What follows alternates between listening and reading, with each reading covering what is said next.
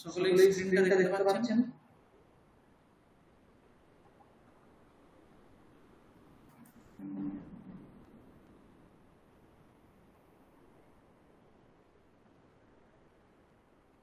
স্ক্রিনটা দেখতে পাচ্ছেন সকলেই?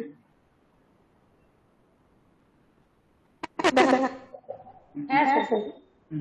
ঠিক আছে, তাহলে মন্ত্রোচ্চারণ করে আমরা ক্লাস শুরু করছি। ওম বন্দে গুরুশংসং দক্ষিণামূর্তিমভ্যয়ং যদ্বন্দনেন মন্দোপি বিদ্যেত গুরুসমানতাম वाक्यकारं पररुचिं भाष्यकारं पतञ्जलिं पाणिनिं सूत्रकारं च प्रणतोऽस्मि मुनित्रयम्। আমাদের দ্বিতীয় বিভক্তি অর্থকরণ চলছিল। সেখানে আগের দিন আমরা অপতিথঞ্চ সূত্রটা পড়েছিলাম। তার সঙ্গে আরো কিছু দ্বিতীয় বিভক্তি বিধায়ক, কর্মসংজ্ঞা বিধায়ক ও তৃতীয় বিভক্তি বিধায়ক বার্তিক সূত্র পড়েছিলাম। সেখানে আমাদের একটা সূত্র এসেছিল গতি বুদ্ধি প্রত্যবসানার শব্দকারক কর্মকারণামাণিকারিতা স্বর্ণৌ। এটা বলেছিলাম পরের দিন ক্লাসে করা হবে। তো আজ এই সূত্র দিয়ে ক্লাস শুরু হচ্ছে। গতি বুদ্ধি প্রত্যবসানার্থ শব্দকারক কর্মকারণামাণিকারিতা স্বর্ণৌ। এটা কর্মসংজ্ঞা বিধায়ক সূত্র। এর দ্বারা কর্মসংজ্ঞা করা হয়। সূত্রে আমরা টোটাল চারটা পদ পাচ্ছি। গতি বুদ্ধি প্রত্যবসানার্থ শব্দকারক কর্মকারণাম অনিকর্তা সহ ণৌ। গতি বুদ্ধি প্রত্যবসানার্থ শব্দকারক কর্মকারণাম এটা ষষ্ঠী বহুবচনান্ত পদ। অনিকর্তা এটা প্রথমান্ত পদ। সহ এটাও প্রথমান্ত পদ। আর ণৌ এটা সপ্তম্যন্ত পদ। আগের দিন আমরা হরিপুরাণাস্যাম সূত্রটা পড়েছিলাম। সেখানে আমরা অনিকর্তা সহ ণৌ এগুলো এই সকল পদগুলোর সঙ্গে পরিচিত হয়েছিলাম। ঋ শব্দের সপ্তমীর একবচনে ণৌ এই রূপটা হয়। ণৌ বলতে এখানে ঋ তার মানে ঋচ প্রত্যয়ের কথা বলতে চেয়েছে। ণৌ মানে ঋচ প্রত্যয়ে। ঠিক আছে। গতি বুদ্ধি এখানে গতিশ্চ বুদ্ধিশ্চ প্রত্যবসানার্থ শব্দকারণ কর্মাচ অকর্মকশ্চ ইতি গতি বুদ্ধি প্রত্যবসানার্থ কর্মকারণাঃ তেষাং গতি বুদ্ধি প্রত্যবসানার্থ কর্মকারণাঃ। এখানে বুদ্ধি প্রভৃতি অর্থ শব্দের প্রত্যবসানার্থ আছে। সেখানে অর্থের সঙ্গে গতি প্রভৃতি অন্বয় হবে। তারপরে গত্যর্থানাম মানে বুদ্ধ্যর্থকানাম প্রত্যবসানার্থকানাম শব্দকর্মণাম অকর্মকানাম এরকম অর্থ আসবে। গত্যর্থকানাম মানে গতি অর্থ যে সকল ধাতু, সেই সকল ধাতু এখানে বলা হচ্ছে। বুদ্ধ্যর্থকানাম মানে হচ্ছে বুদ্ধি অর্থ যে সকল ধাতু। প্রত্যবসানার্থম ভক্ষণম অর্থ যে সকল ধাতু। আর শব্দ কর্ম যে সকল ধাতু এছাড়া অকর্ম কথা এখানে বলা হয়েছে। এই সকল ধাতু প্রয়োগে অনিকর্তা অনিকর্তা মানে অনিজন্ত অবস্থাতে যে কর্তা সহ ণৌ কর্মসংজ্ঞকঃ ভবতি। কর্তৃ-ঈপ্সিততম কর্মসূত্র থেকে কর্ম হয়ে আসছে। আর কারকে এই সূত্রে আছে। এই জন্য সূত্রের অর্থ লেখা হয়েছে কি গত্যর্থানাম শব্দকর্মণাম অকর্মকানাম অণৌ ইহ কর্তা সহ ণৌ কারকসংজ্ঞাঃ সন কর্মসংজ্ঞকঃ ভবতি। অর্থাৎ গত্যর্থ প্রভৃতি যে সকল ধাতু কথা এখানে উল্লেখ করা হয়েছে সেই সকল প্রয়োগে অনিজন্ত অবস্থাতে যে কর্তা অনিজন্ত অবস্থাতে তারই কর্মসংজ্ঞা হবে। ঠিক আছে। গতি বুদ্ধি প্রত্যবসানার্থ শব্দ কর্ম মণিকর্তা শরণৌ এই সূত্রের অর্থ। যেমন উদাহরণ এই সূত্রের প্রত্যেকটা উদাহরণের জন্য ভট্টজি দীক্ষিত একটা কারিকা উদ্ধৃত করেছেন। শত্রুন আগময়ৎ স্বর্গম বেদার্থম অবেদয়ৎ আশয়াচ্চামৃতম দেবান বেদমধ্যাপয়দ্বিধিম আশয়ৎ সলিলে পৃথিবীম ইয়স্মে হরির্গতিঃ। এখানে এই কারিকার দ্বারা এখানে গতি বুদ্ধির যা উদাহরণ সম্ভব সেই উদাহরণের সংগ্রহ করা হয়েছে। সেখানে প্রথমেই একটা বাক্য পাচ্ছি শত্রুন আগময়ৎ। এখানে হরিহি ইহ হরিহি সহ হরিহি শ্রী হরিহি মে গতিঃ ইহ এতৎ সর্বম করোতি। যে শত্রুকে স্বর্গ পাঠিয়েছেন, বেদের অর্থ দেবতাদের বুঝিয়েছেন, আর দেবতাদেরকে অমৃত করিয়েছেন, আর ব্রহ্মাকে তিনি বেদ অধ্যাপন করিয়েছেন, আর পৃথিবীকে সলিল মানে হচ্ছে সমুদ্র থেকে যিনি উদ্ধার করেছেন এরকম যে শ্রী হরি আমার গতি তার আমি শরণাগতি গত হই এরকম শ্লোকের অর্থ। উদাহরণ এখানে গত্যের বলা হয়েছে। প্রথম বাক্য হরিহি শত্রুন আগময়ৎ স্বর্গম, এটা হচ্ছে নিযন্ত অবস্থাতে বাক্য। এই নিযন্ত অবস্থা থেকে অনিযন্ত অবস্থায় বাক্য কি হবে?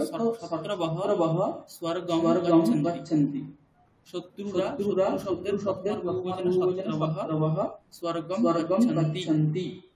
শত্রুরা স্বর্গ যাচ্ছে। হরিহি তান শত্রুন অপ্রেরয়ৎ। হরি সেই শত্রুদের স্বর্গ যেতে প্রেরণ করেছিলেন। হ্যাঁ, এখানেও লং করলেই আগচ্ছন করলেও অসুবিধা নেই।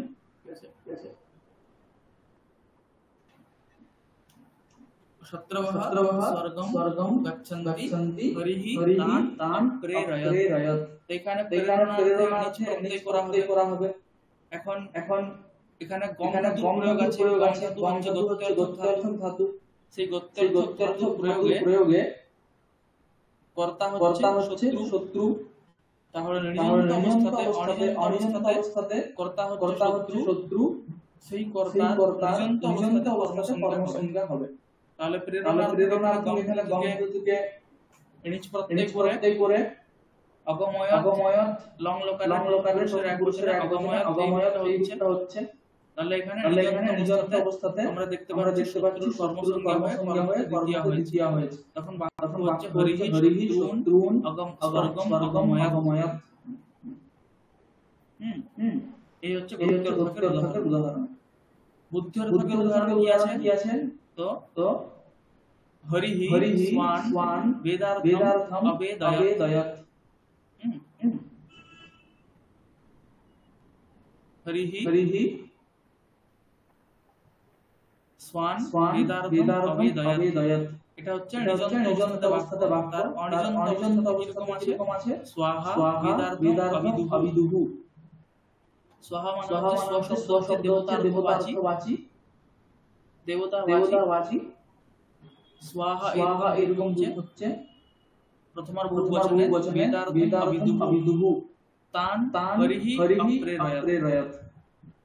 ঠিক আছে, এখানেও বিদ্ধাদু থেকে নিজ প্রত্যয় করলে লং লোকালের পুরুষের অবেদয়ৎ হয়েছে।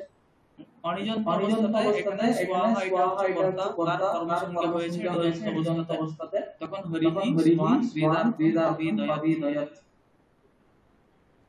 ঠিক আছে। অনিযন্ত অবস্থাতে এটা কর্তা ছিল, নিযন্ত অবস্থাতে তার কর্মসংজ্ঞা হয়েছে দ্বিতীয়া হয়েছে। উদাহরণ প্রত্যবসান মানে হচ্ছে ভক্ষণ। ভক্ষণার্থ প্রয়োগেও অনিজন্ত অবস্থাতে যেটা কর্তা নিজন্ত অবস্থাতে তার কর্মসংজ্ঞা হবে। যেমন দেবাহ অমৃতম আস্নান।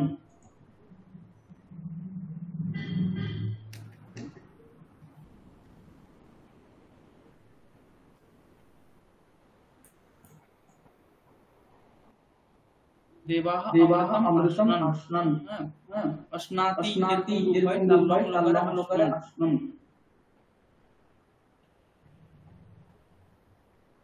এটাও সংশোধন করে।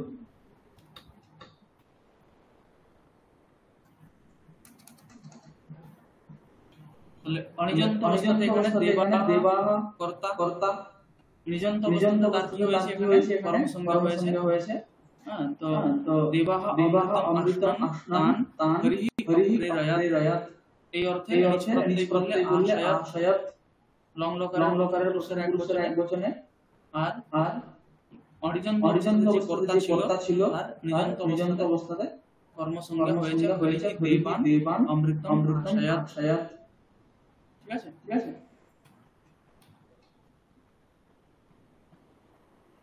শব্দ কর্মের উদাহরণ কি বলা হচ্ছে? শব্দ কর্মের উদাহরণ হরিহি দেবাহ বেদম অধীতবন্তঃ দেবাহ বেদম অধীতবন্তঃ তান হরিহি অপ্রেরয়াৎ। এখানেও নিজ প্রত্যয় করলে অধ্যাপয়েৎ।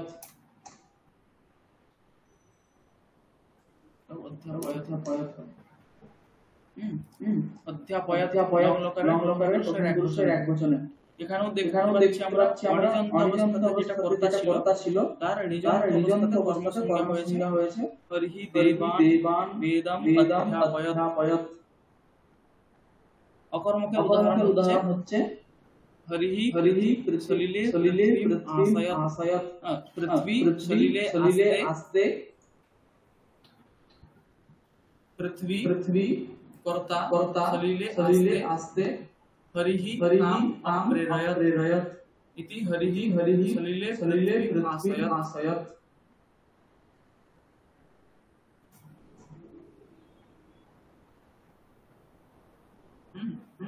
এখানেও অনিজন্ত অবস্থাতে যে কর্তা ছিল তার কর্মসংজ্ঞা হয়েছে হরিহি সলিলে আশয়াৎ। অকর্মক ক্ষেত্রে এই নিয়ম প্রযোজ্য হবে। এরকম গতি প্রত্যয় বসানার্থ কর্ম এই সূত্রের উদাহরণ কতগুলি হতে পারে। কিছু জায়গাতে এর ব্যতিক্রমও আছে। ব্যতিক্রমের জন্য এখানে অনেকগুলো বাক্য করা হয়েছে। আমি ওইগুলো দিইনি এখানে। সমস্ত ভক্তের ক্ষেত্রেই যে হবে, সমস্ত প্রত্যয় বসানার্থ ক্ষেত্রেই হবে এরকম নয়। কিছু ব্যতিক্রম আছে। কিছু অতিরিক্ত জায়গাতেও আমরা এই ধরনের দেখেছি প্রয়োগ। আর কিছু যেখানে প্রাপ্ত ছিল কিন্তু হয়নি এরকমও আছে। তার জন্য কিছু বাক্যের সংগ্রহ করা হয়েছে সিদ্ধান্ত কৌমুদীতে, সেগুলো এখানে দেওয়া হয়নি। আরো বেশি হয়ে যাবে বলে সামান্য ভাবে এরকম একটা বিষয় আছে এই সূত্রটা এখানে দেওয়া হয়েছে। উদাহরণের জন্য এই তালিকাটা বলা হলো। আর এছাড়াও আরো উদাহরণ সম্ভব হবে গত্যর্থ ক্ষেত্রে বা ভক্ষণার্থ ক্ষেত্রে অন্যান্য উদাহরণ বইয়ে খুঁজতে হবে।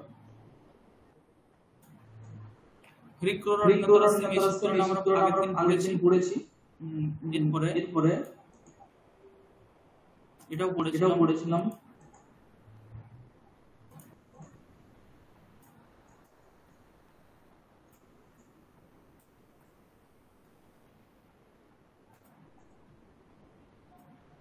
এখান থেকে নতুন তৃতীয়ার্থে, তাই তো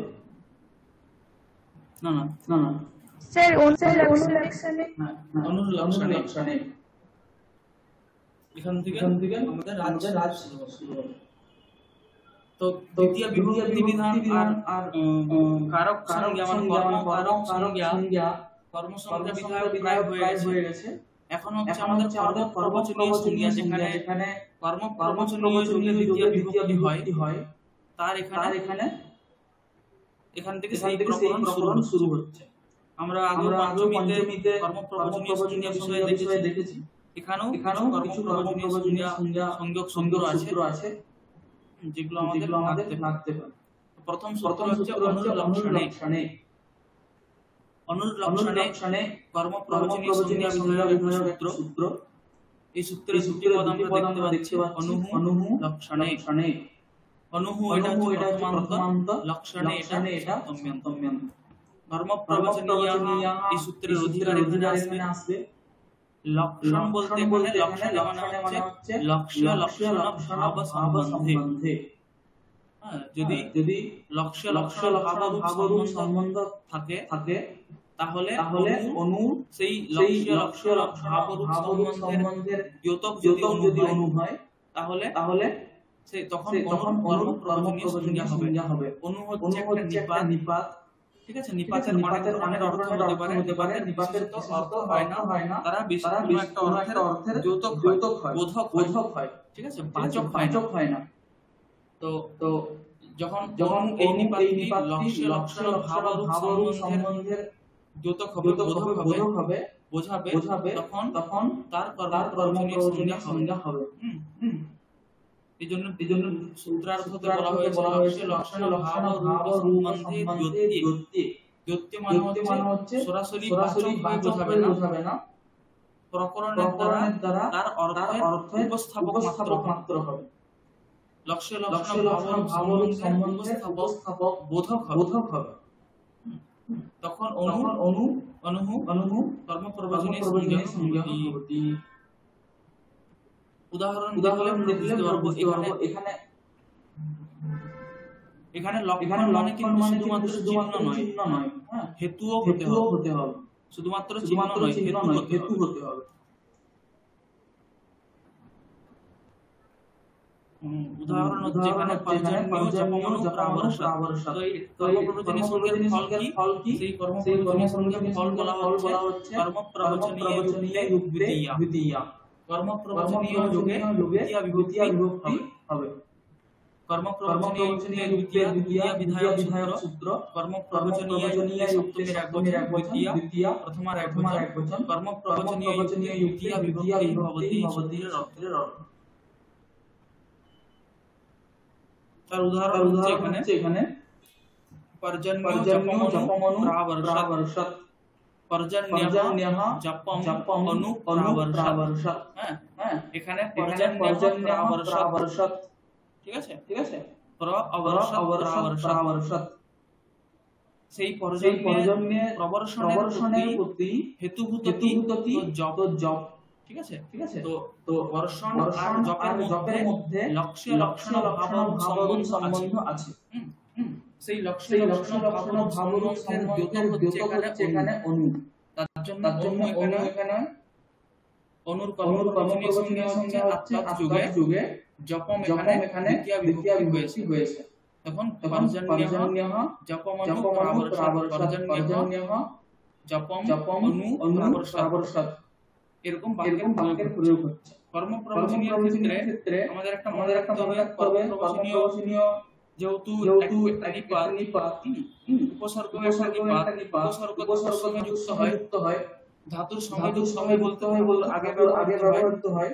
এখানে কিন্তু যেমন এখানে উপসর্গ, ঠিক তেমনি এরকম উপসর্গের মতো তার ব্যবহার হবে না। মানে কি বলতে চাইছি যে এখানে আমরা জপম করে রেখেছি। এখন জপম এটা আলাদা। ঠিক আছে, অনুর ব্যবহার এখানে এরকম নয়। পর্জন্যের আগেও আমি করতে পারি। অনুপর্জন্যঃ জপম প্রাবর্ষৎ। পর্জন্যঃ অনু জপম প্রাবর্ষৎ এরকম বলতে পারি। ঠিক আছে, অনু একটা আলাদা, জপম একটা আলাদা। তো জপের আর প্রবর্ষণের মধ্যে যে লক্ষ্য লক্ষণ ভাবরূপ সম্বন্ধ আছে, সেই সম্বন্ধ বোঝাচ্ছে এখানে অনু এই অনুর কর্মপ্রয়োজনীয় সংজ্ঞা তৎযোগে দ্বিতীয় বিভক্তি হয়েছে। ঠিক আছে, পর্জন্যঃ জপমনু প্রাবর্ষৎ। বর্ষণের ক্ষেত্রে হেতু কি, কারণ কি? তো জপ। তদা পর্জন্যঃ প্রাবর্ষৎ। তো যখন জপ করা হলো তখন পর্জন্যঃ প্রাবর্ষৎ। বাক্যের অর্থ বলা হচ্ছে হেতুভূত জপ উপলক্ষিতম দর্শনম ইত্যর্থ। দর্শনের হেতুভূত কি? জপ। তার জন্য হেতুভূত জপ উপলক্ষিতম দর্শনম এই হচ্ছে বাক্যের অর্থ। বোঝা গেছে?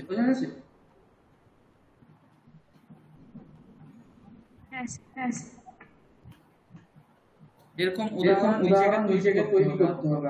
যখন উদাহরণ আমরা নিজেরা চেষ্টা করব তখন হচ্ছে অর্থ আরো স্পষ্টতর হবে।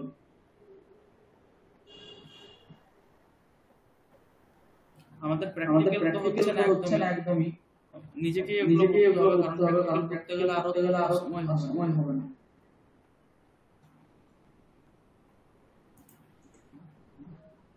এরপর সূত্র আসছে তৃতীয়ার্থে একটাই পদ সূত্রে আমরা দেখতে পাচ্ছি তৃতীয়ার্থে সপ্তম্যন্ত। এটাও হচ্ছে কর্মপ্রবাচনীয় সংজ্ঞা বিধায়ক একটা সূত্র, সংজ্ঞা সূত্র।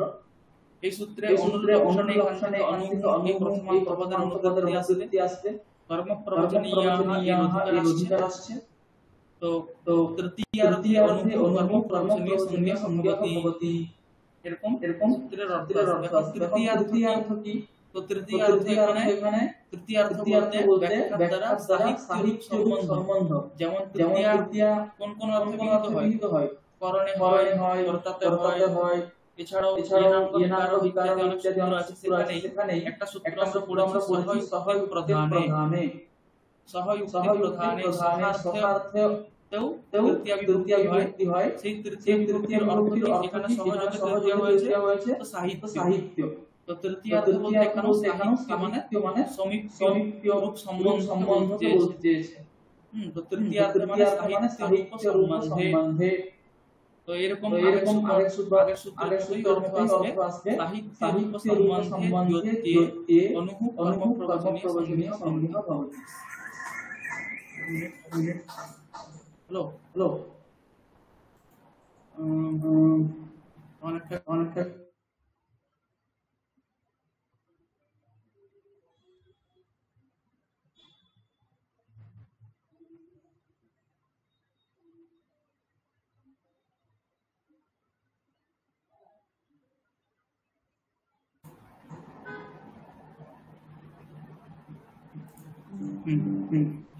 সাহিত্য রূপ সম্বন্ধে অনুহু কর্মপ্রবাচনীয় সংজ্ঞা ভবতি। অর্থাৎ সাহিত্য রূপ সম্বন্ধে যখন অনু হবে তখন সেই অনুরূপ কর্মপ্রবাচনীয় সংজ্ঞা হবে। ঠিক আছে? যেমন উদাহরণ বলা হচ্ছে সেই কর্মপ্রবাচনীয় যোগের দ্বিতীয় বিভক্তিও হবে। উদাহরণ হচ্ছে নদীম অন্নবস্থিতা সেনা। নদীম অনু অবস্থিতা নদীম অনু অবস্থিতা সেনা। এখানে আলাদা করে অনু অবস্থিতা।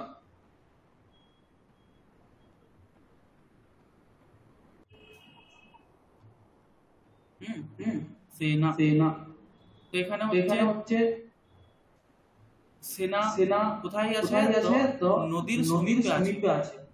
তো সেনা আর নদীর মধ্যে এখানে সাহিত্য রূপ সম্বন্ধ গম্যমান হচ্ছে। তো সেই সাহিত্য রূপ সম্বন্ধ বোঝাচ্ছে এখানে অনু বোঝাচ্ছে। তার দ্যোতকে অনু, এইজন্য কর্মপ্রবাচনীয় সংজ্ঞা হয়েছে। আর কর্মপ্রবাচনীয় যোগে দ্বিতীয়া হয়েছে নদীম অনু অবস্থিতা সেনা। নদীম অবস্থিতা সেনা মানে নদ্যা সম্বন্ধ ইত্যর্থ। নদীর পাড়েই আর কি সেনা বসবাস করছে।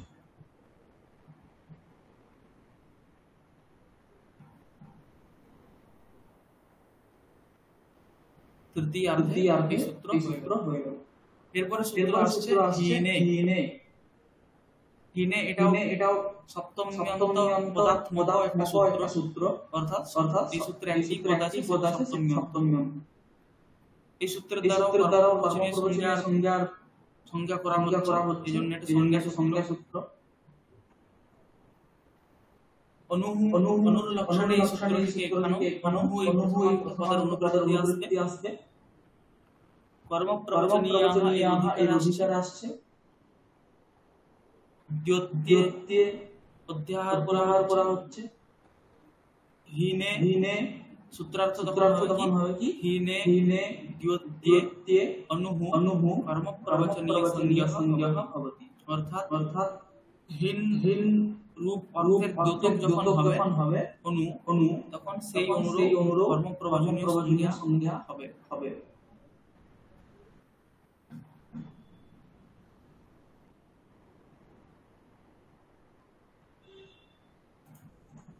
আর সেই কর্মপ্রবচনীয় যুগে দ্বিতীয় বিভক্তি হবে। যেমন উদাহরণ বলা হচ্ছে অনুহরিম সুরাহা। অনুহরিম সুরাহা। সুরাহা মানে হচ্ছে দেবতা, হরি মানে হচ্ছে ভগবান বিষ্ণু। সুরাহা মানে দেবতারা হরির থেকে হীন। ঠিক আছে। অপকৃষ্ট হরির থেকে দেবতারা অপকৃষ্ট হীন। এখানে হরি আর সুরের মধ্যে হীনতা অর্থ বোঝাচ্ছে, সেই অর্থের দ্যোতক হচ্ছে অনু। এই জন্য কর্মপ্রবচনীয় সংজ্ঞা হচ্ছে তৎযোগে হরিম। এখানে দ্বিতীয় বিভক্তি হয়েছে অনুহরিম সুরাহা। হরেহে হীনাহা ইত্যর্থঃ। এই বাক্যের অর্থ কি? সুরাহা হরেহে হীনাহা মানে হরির থেকেও হীন।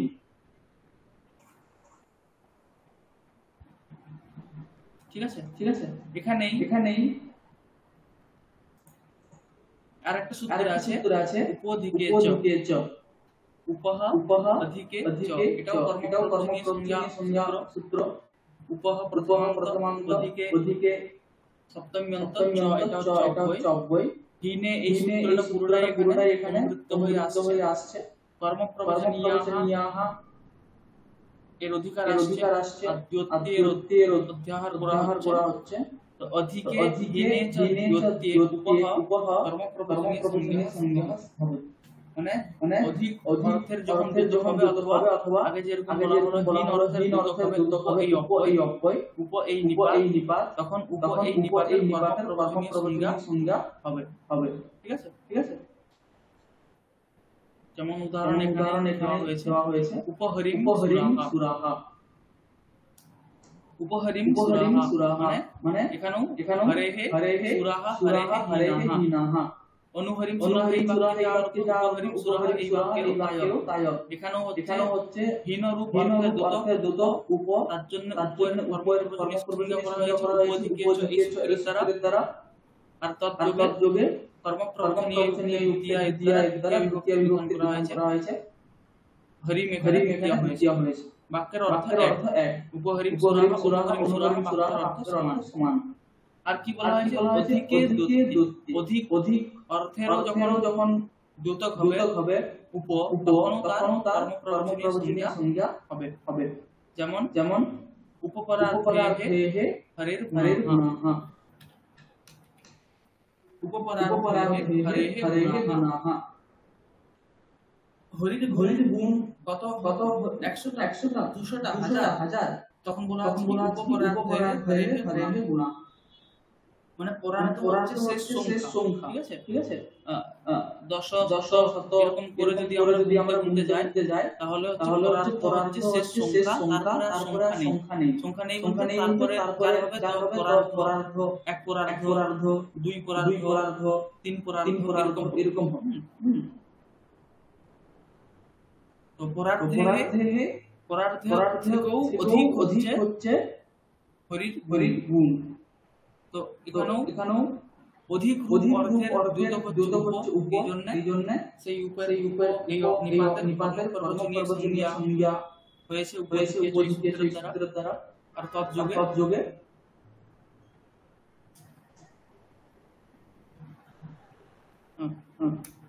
উপপরার্থে হরেহে গুণাহা। তৎযোগে এখানে দ্বিতীয় বিভক্তি হয়নি, সপ্তমী হয়েছে। এই জন্য সপ্তমী প্রকরণ যখন আমরা পড়ব সেখানে সূত্র আসবে যস্মাৎ অধিকম ঈশ্বর বচনম। যস্মাৎ অধিকম ঈশ্বর বচনম সপ্তমী একটা সূত্র আসবে।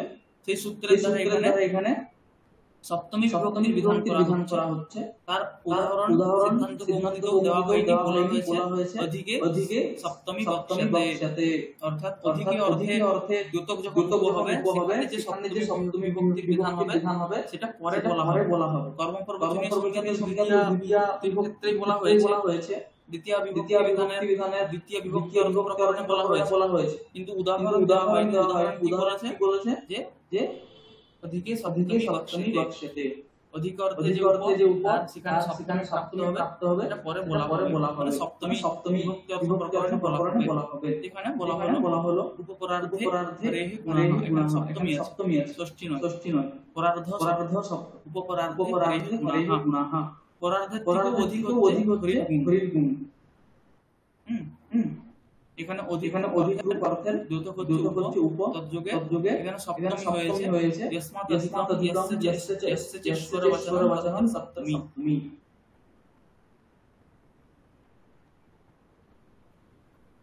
বোঝা গেল?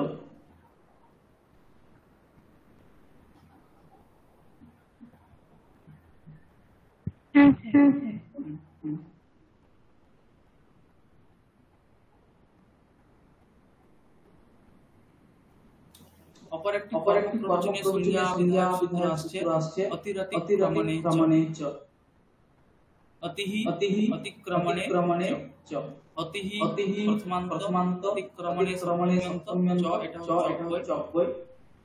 এর আগে একটা সূত্র আছে পূজায়াম, পূজার্থে সু শব্দের কর্মপ্রবচনীয় সংজ্ঞা করা হয়। ঠিক আছে। এখানেও সেই সূত্র থেকে পূজায়াম আসছে। আর কর্মপ্রবচনীয়াহ এর অধিকার আসছে যুত্যে এই সপ্তমপদের উদ্ধার করা হচ্ছে। তখন সূত্রের অর্থ হবে অতিক্রমণে যুত্যে অতিহি কর্মপ্রবচনীয় সংজ্ঞা, অর্থাৎ অতিক্রমণ অর্থের দ্যোতক অথবা পূজার্থের দ্যোতক যখন অতি হবে তখন কর্মপ্রবচনীয় সংজ্ঞা হবে, তদ্যোগে দ্বিতীয় বিভক্তি হবে।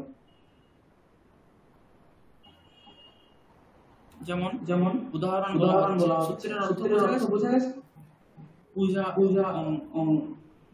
অতিক্রমণে পূজায়াঞ্চ অতিহি পূজায়াঞ্চ যুত্যে অতিহি কর্মপ্রবচনীয় সংজ্ঞা। উদাহরণ অতিদেবান কৃষ্ণঃ, দেবতাদের থেকেও অনেক অধিক হচ্ছে কৃষ্ণ। এটা হচ্ছে অতিদেবান কৃষ্ণ বাক্যের অর্থ। দেবেভ্যঃ অধিকঃ, এখানে অধিক রূপের অধিক অর্থ বা দেবতাদেরও অধিক পড়ে গেছে কৃষ্ণ, এটাও অর্থ হতে পারে। ঠিক আছে। অতিক্রমণ হচ্ছে তাহলে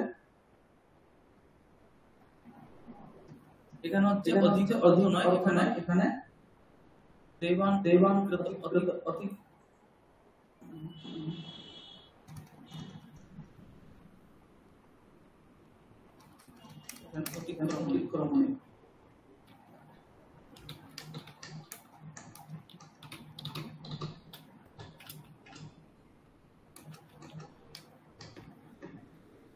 অতিক্রমণে অতিক্রমণ এখানে আছে, মানে কৃষ্ণঃ দেবান অতিক্রমণ, কৃষ্ণ দেবতাদের অতিক্রমণ করেছে, মানে দেবতাদের চলে গেছে। তো এখানেও অতিক্রমণ হচ্ছে অতি, তার কর্মপ্রবচনীয় সংজ্ঞা হয়েছে তদ্যোগে বিভক্তি হয়েছে অতি দেবান কৃষ্ণঃ। ঠিক আছে।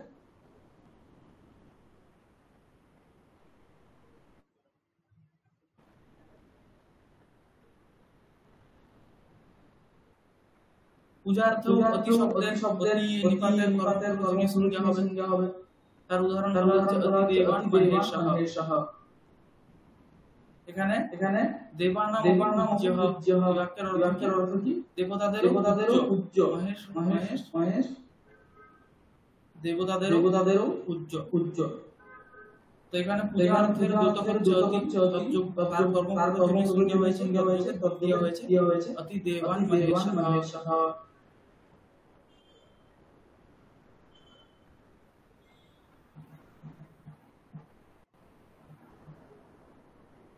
বোঝা গেল?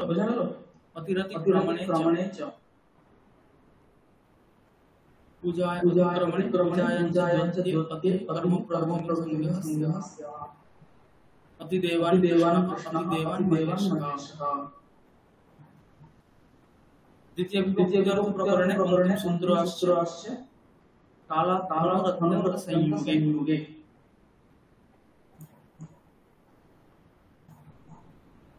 কালাৎ অত্যন্ত সংযোগে। এটা আমরা অপবর্গের তৃতীয় সূত্র পড়ার সময় একটু দেখেছিলাম। সেখানে অত্যন্ত সংযোগে এখান থেকে কালাৎ অনুবৃত্ত হয়ে গিয়েছিল। এখানে কালাৎ অত্যন্ত সংযোগে কালাৎ সপ্তমী দ্বিবচন অত্যন্ত সংযোগে একবচন। কর্মণি দ্বিতীয়া এখানে থেকে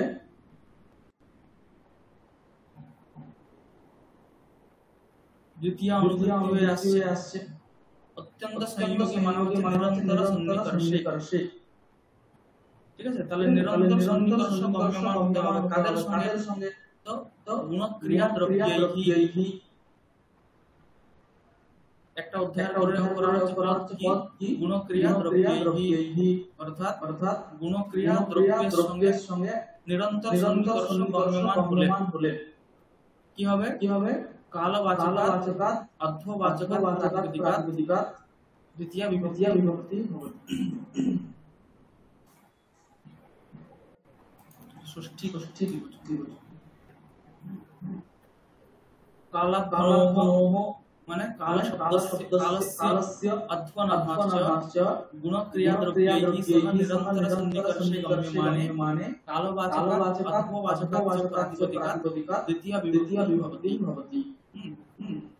গুণক্রিয়া প্রবৃত্তি যদি কালের সঙ্গে অথবা অর্ধের সঙ্গে নিরন্তর গম্যমান হয় তাহলে কালবাচক প্রাতিপদিক আর অর্ধবাচক প্রাতিপদিকে দ্বিতীয় বিভক্তি হবে। বোঝা গেল? উদাহরণ দিলে আরো স্পষ্ট হবে।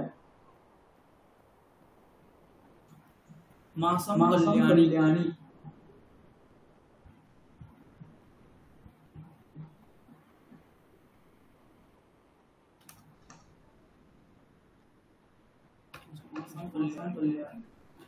এখানে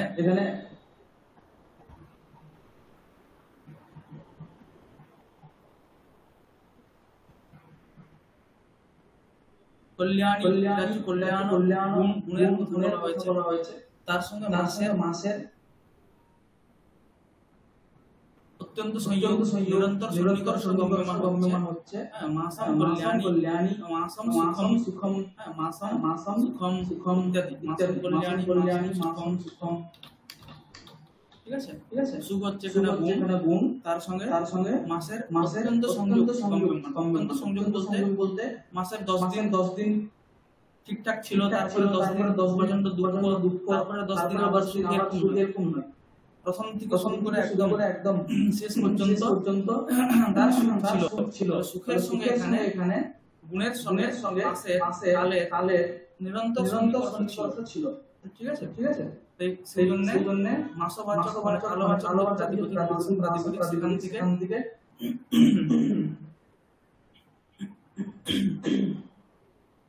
সেখান থেকে বিভক্তি করা হয়েছে মাসম সুখম। ঠিক আছে, মানে মাসের একদিন দুদিন এরকম না, পুরো মাস সুখে কেটে একদিনও দুঃখ আসেন। তখন মাসম মাসম সুখম। তারপরে গুণক্রিয়া, তার উদাহরণ বলা হচ্ছে মাসম অধীতে।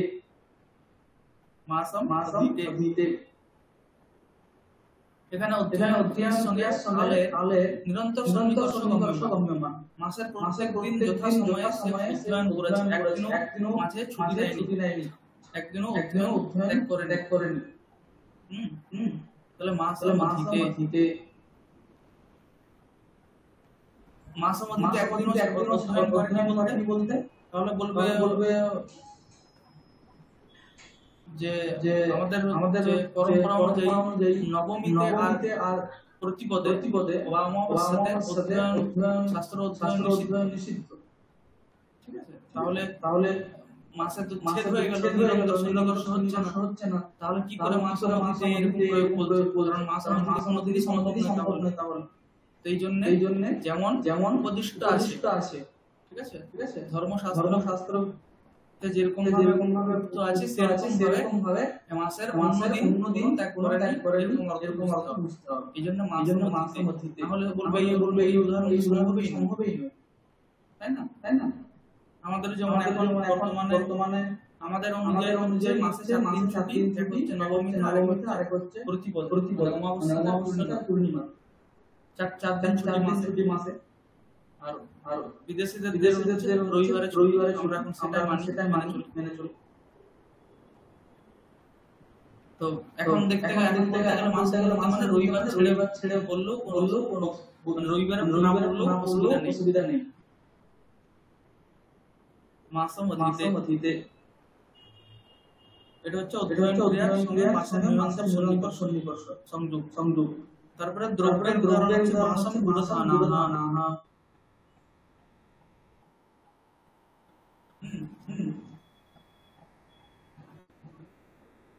গুড় মিশ্রিত ধান শব্দের অর্থ হচ্ছে খইকে ধান বলে, ঠিক আছে, খই গুড় ধানা পুংলিঙ্গে বলে সেটা খই। তো প্রত্যেক মাসে মাসের প্রত্যেকটা দিনেই সে ওই গুড় মিশ্রিত খই পেয়েছে। তার মানে এখানে মাছের সঙ্গে দ্রব্যের সন্নিকর্ষ ছিল, ঠিক আছে।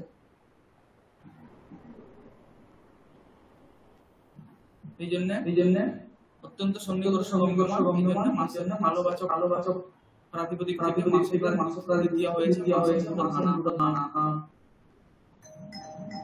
আর কি বলা হয়েছে? তার উদাহরণ বলা হচ্ছে নদী। কুটিলত্ব হচ্ছে গুণ, তার সঙ্গে অথবাচক পুরুষ শব্দের নিরন্তর সন্নিকর্ষ আছে। নদী কিরকম পর্যন্ত কুটিলা, একে বেঁকে গেছে পর্যন্ত। তাহলে পুরুষ নদী। এখানেও গুণের নিরন্তর সন্নিকর্ষ মার্গের সঙ্গে হয়েছে।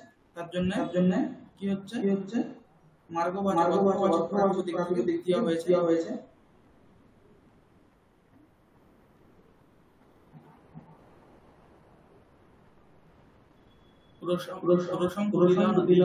এরকম রাস্তায় বাসে যেতে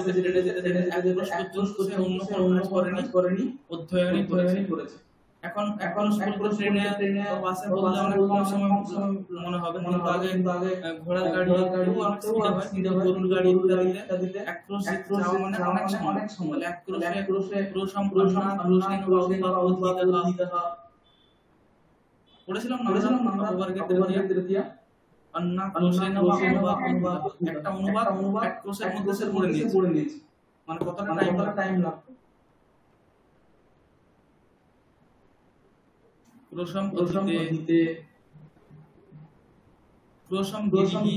দ্রব্যের সঙ্গে সংযোগ। এক ক্রোশ রাস্তা পুরো পর্বতে আচ্ছন্ন। এখানেও মাঝে কোনো বিচ্ছেদ নেই, টানা একদম পর্বত। তখন গিরিগি।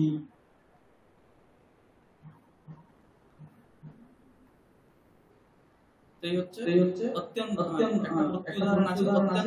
সংযোগে কি অত্যন্ত সংযোগ যদি গম্যমান না হয় তাহলে কিন্তু দ্বিতীয় বিভক্তি হবে না। যেমন মাস আসছে অতিথি, এক মাসে সে দুবার মোটেই পড়ে, তাহলে এখানে কিন্তু অত্যন্ত সংযোগ নেই।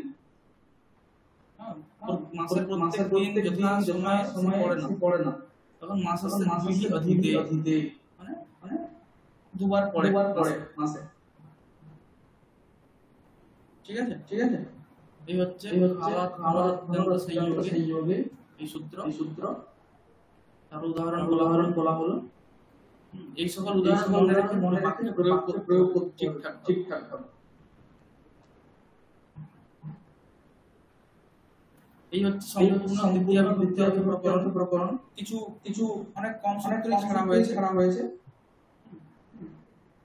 তারপরে সমস্ত দ্বিতীয় বিভক্তি প্রকরণে যা সূত্র আছে সেগুলো এখানে আলোচনা করা হলো।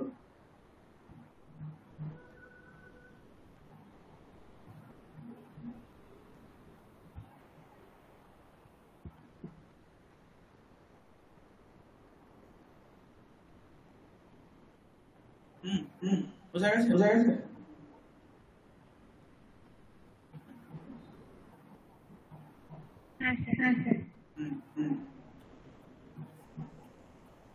এখানে আমাদের দুটো সূত্র পড়েছি, যেটা হচ্ছে অপতিতাংশ একটা সূত্র, আর একটা হচ্ছে গতিবুদ্ধি অবসানার্থ শব্দ কর্ম। এই দুটো সূত্রের উদাহরণ আমরা দেখেছি যে বাক্যে দুটি করে কর্ম থাকছে। ঠিক আছে, বাক্যে দুটি করে আমরা কর্ম দেখতে পেয়েছি। এখন যেখানে একের অধিক কর্ম থাকে বলতে ভিন্ন ভিন্ন কর্ম, সেখানে কোন কর্মের পরিবর্তন আমরা করব, সেই ক্ষেত্রে একটা সংশয় থাকে। তো অপতিতাংশ সূত্রে আমরা সেই সংশয়ের জন্য একটা কারিকা বলেছিলাম, কারিকার একটা অংশ বলেছিলাম গৌণে কর্মণি দেহে প্রধানে গ্রীষ্মহাম। তাই তো কিন্তু গতিবুদ্ধির কোনো নিয়ম বলিনি। সেখানে আমি বলেছিলাম অপতিতাংশ সূত্র অর্থ বর্ণনা করার সময় আমি এই বাক্যটা বলেছিলাম গৌণে কর্মণি দেহে প্রধানে গ্রীষ্মহাম বলেছিলাম। এটা একটা অংশ, সম্পূর্ণ কারিকাটা এখানে দেওয়া হয়েছে। গতিবুদ্ধি সূত্রের ক্ষেত্রে কি হবে তো তারও এখানে বিশ্লেষণ করা হয়েছে। গৌণে কর্মণি দেহে প্রধানে গ্রীষ্মহাম বুদ্ধিবশার্থ শব্দকর্মকারণ নিজেচ্ছয়া প্রয়োজ্য কর্মাণি নির্দেশানাদায়ো। প্রথম বাক্যের অর্থ বোঝা আছে। দ্বিতীয় গতিবুদ্ধির ক্ষেত্রে কার পরিবর্তন করব, তো সেখানে বলা হচ্ছে কি বুদ্ধি বক্সার্থয় অবসানার্থ, আর বুদ্ধি বুদ্ধির্থ, আর শব্দ কর্ম কারণম। এই তিন ক্ষেত্রে এই তিন ধরনের ক্ষেত্রে কার পরিবর্তন করব, তো বলা হচ্ছে কি নিজের ইচ্ছা। ফুল ফ্রিডম আছে, যেটা পরিবর্তন করতে পারি। বুদ্ধি অর্থাৎ ক্ষেত্রে ভক্ষণার্থ ক্ষেত্রে আর শব্দ কর্ম ক্ষেত্রে নিজের ইচ্ছাতে আমি যে কোনো কর্মেরই পরিবর্তন করতে পারি। প্রয়োজ্য কর্মেরও করতে পারি আর প্রধান কর্মেরও করতে পারি। যেমন মাতা শিশুম ভোজয়েৎ, এখানে ভক্ষণার্থ ধাতু আছে, প্রত্যবসানার্থ ধাতু আছে। ঠিক আছে, শিশু ফলম ভুঙ্ক্তে তম মাতা প্রেরয়তি মাতা শিশুম ফলম ভোজয়তি। ঠিক আছে, এই ক্ষেত্রে অনিজন অবস্থা ছিল, তার নিজন অবস্থাতে কর্মসংজ্ঞা হয়েছে মাতা শিশুম ফলম ভোজয়তি। এর যখন আমরা বাচ্য পরিবর্তন করব তখন মাতা কর্তা থেকে চলে এলো মাত্রা। এখন কোন ভোজয়তি ভোজ্যতে, কিন্তু একবার কর্মদান পরিবর্তন বলা হচ্ছে কি নিজের ইচ্ছা। শিশুরও করতে পারি, ফলেরও করতে পারি। তো প্রথমে করা হয়েছে মাতা একসঙ্গে করা যাবে না, দুটাই করে দিয়ে সেরকম হবে না, যে কোনো একটা করতে পারি। মাতা শিশু ওজনম ভোজ্যতে, মাত্রা শিশু ওজনম ভোজ্যতে, অথবা মাত্রা শিশু ওজনম ভোজ্যতে। ঠিক আছে।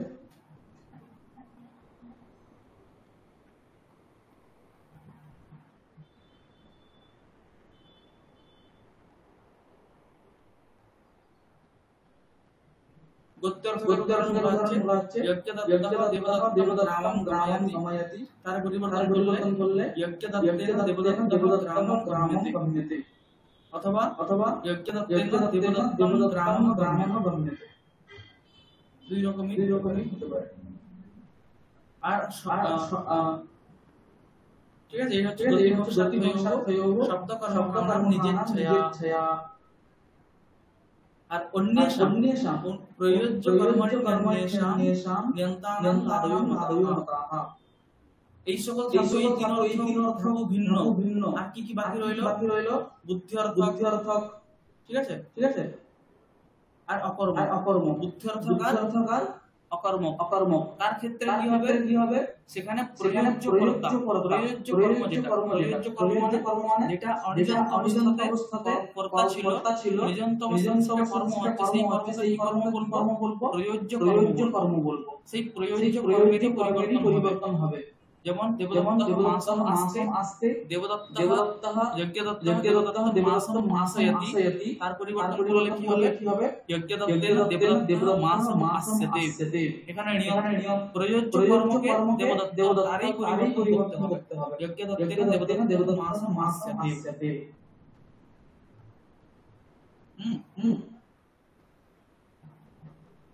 স্যার অন্য কর্ম করতে মানে ওটা কি মানে উদ্ধার্থ বা ভক্ষণার্থ শব্দকর্ম বাদে, তাই তো? হ্যাঁ, মানে বুদ্ধি অর্থক ভক্ষণার্থ শব্দকর্ম বাদে যেটা আসে। বুদ্ধি অর্থক আছে বুদ্ধি অর্থক আছে গতি বুদ্ধি প্রত্যবসানার্থ ছিল তো সেখানে বুদ্ধি ছেড়ে দিয়েছি। বুদ্ধি ভক্ষার্থ গতি অর্থক। হ্যাঁ, গোত্রার্থের গোত্রার্থকের এখানে উদাহরণ দেওয়া হয়েছে। একটাই হবে এখানে দেবদত্তেরই পরিবর্তন হবে। ঠিক আছে। বুদ্ধি অর্থকের ক্ষেত্রে নিজের সাথে বুদ্ধি আর ভক্ষার্থকে আমি আলাদা বলে দিয়েছি, তাই তো? হ্যাঁ। বুদ্ধি অর্থক আর ভক্ষার্থক আর শব্দকর্মের ক্ষেত্রে নিজের ইচ্ছাতে, আর গতি আর অকর্মকের ক্ষেত্রে প্রযোজ্য কর্মের পরিবর্তন হবে। যেমন গোত্রের ক্ষেত্রে উদাহরণ বলা হলো যজ্ঞদত্তঃ দেবদত্তম গময়তি। এখানে প্রযোজ্য কর্ম হচ্ছে দেবদত্ত, তারই পরিবর্তন হবে। তখন যজ্ঞদত্তেন দেবদত্তম গ্রামম গময়তি। এরকমই হবে। গ্রামের পরিবর্তন হবে না। ঠিক আছে। অকর্মকের উদাহরণ বলা হচ্ছে যজ্ঞদত্তঃ দেবদত্তম মাসয়তি। এখানে দেবদত্ত হচ্ছে প্রযোজ্য কর্ম, তারই পরিবর্তন হয়েছে। যজ্ঞদত্তেন দেবদত্তম মাসম আসতে। এখানেও মাসের পরিবর্তন হবে না। কিন্তু বুদ্ধি ভক্ষার্থক আর শব্দকর্মকের ক্ষেত্রে নিজের ইচ্ছাতে যেটাকে খুশি প্রযোজ্য কর্মের পরিবর্তন করতে পারি, প্রধান কর্মের পরিবর্তন করতে পারি। গৌণে কর্মণি প্রধানে নির্দিষ্টহম বুদ্ধি ভক্ষার্থয়োঃ শব্দকর্মকানাম নিজেচ্ছয়া প্রযোজ্য কর্মণি নির্দেশাম নিয়ন্তানাম আদয়ো মতাহ। ঠিক আছে। এই দ্বিতীয় বিভক্তি প্রকরণ পুরো কমপ্লিট হলো। এরপর আমাদের ষষ্ঠী প্রকরণ শুরু হবে। ষষ্ঠী প্রকরণ শুরু হবে। এখন 5 মিনিট ব্রেক দেওয়া হচ্ছে। 5 মিনিট পরে আবার ক্লাস শুরু হবে।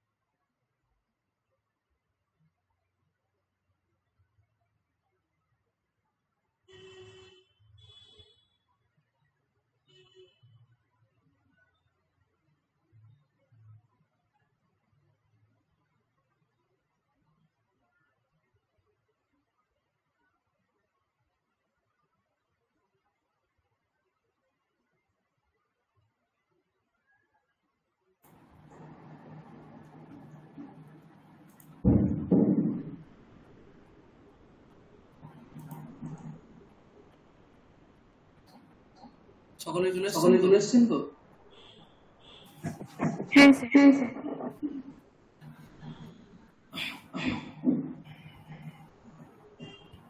তাহলে ষষ্ঠী বিভক্তি প্রকরণ আমাদের শুরু হবে। ষষ্ঠী বিভক্তি প্রকরণে প্রথম সূত্র হচ্ছে ষষ্ঠী শেষে। এই যে আমরা কারক প্রকরণ পড়ছি, এই কারক প্রকরণে সিদ্ধান্ত কৌমুদীতে কারক প্রকরণ বলে নাম নেই। সিদ্ধান্ত কৌমুদীতে বিভক্তি প্রকরণ নাম দেওয়া হয়েছে। অনেক সময় এরকম প্রশ্ন জিজ্ঞাসা করা হয় ইন্টারভিউ স্থলে যে কেন কারক প্রকরণের নাম বিভক্তি প্রকরণ করা হয়। ঠিক আছে। তাহলে সেই কারক প্রকরণ নাম করা হতো তাহলে কারক প্রকরণের মধ্যেই সিদ্ধান্ত কৌমুদীতে কারক প্রকরণের মধ্যেই ষষ্ঠী বিভক্তি প্রকরণ করা হয়েছে। ষষ্ঠী বিভক্তি কোনো কারণ থেকে বিহিত হয় না, কোনো কারণ অর্থে বিহিত হয় না। এইজন্য ষষ্ঠী বিভক্তিকে কারক বিভক্তি বলা হয় না। ঠিক আছে। এখন যদি শুধুমাত্র কারক বিভক্তি নাম করলে তাহলে একটা আলাদা প্রকরণ করতে হতো, যেখানে কারক বিভক্তির বিধান নয়, উপপদ বিভক্তি যেগুলো বিভিন্ন শব্দযোগী বিধান হচ্ছে সহযোগে, তাদের জন্য একটা আলাদা প্রকরণ করতে হতো। ঠিক আছে। এই জন্য কারক প্রকরণ নাম দিয়ে বিভক্তি প্রকরণ দেওয়া হয়েছে। প্রথম বিভক্তি কি অর্থ, দ্বিতীয় বিভক্তি কি অর্থ, তৃতীয় বিভক্তি কি অর্থ, চতুর্থী বিভক্তি কি অর্থ, পঞ্চমী বিভক্তি কি অর্থ, ষষ্ঠী বিভক্তি কি অর্থ, সপ্তমী বিভক্তি কি অর্থ, এগুলো বোঝানোর জন্য এই প্রকরণ। এই জন্য প্রকরণের নাম বিভক্তি প্রকরণ দেওয়া হয়েছে। সেই জন্য প্রথম বিভক্তি প্রকরণ, দ্বিতীয় বিভক্তি প্রকরণ এরকম ভাবে নামকরণ করা হয়েছে। ঠিক তেমনি ষষ্ঠী বিভক্তি প্রকরণ। এখানে ষষ্ঠী বিধি ষষ্ঠী বিভক্তি কোথায় হবে সেটা বলা হচ্ছে। প্রথম সূত্র হলো ষষ্ঠী শেষে। ষষ্ঠী শেষে এই সূত্রটা বিধি সূত্র। দুটো পদ আছে আমরা দেখতে পাচ্ছি, ষষ্ঠী শেষে। ষষ্ঠী এটা হচ্ছে প্রথমান্ত, শেষে এটা হচ্ছে সপ্তমান্ত।